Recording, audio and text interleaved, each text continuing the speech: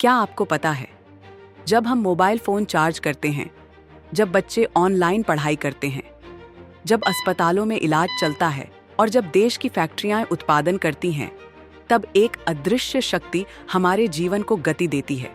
वो है बिजली। और आज भारत की 70% से अधिक बिजली कोयले से बनती है।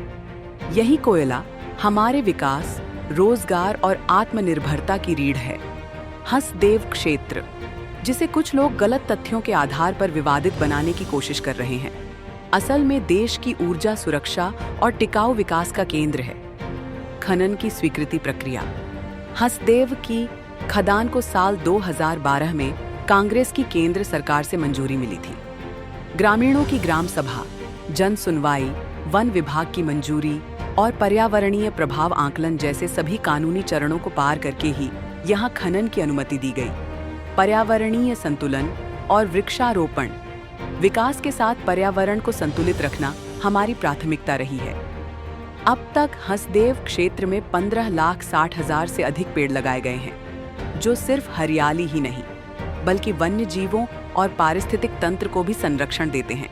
ISFR 2023 की रिपोर्ट, छत्तीसगढ़ देश का पहला राज्य बना है जहां वन क्षेत्र और वृक्षावरण दोनों में सबसे ज्यादा बढ़ोतरी हुई है।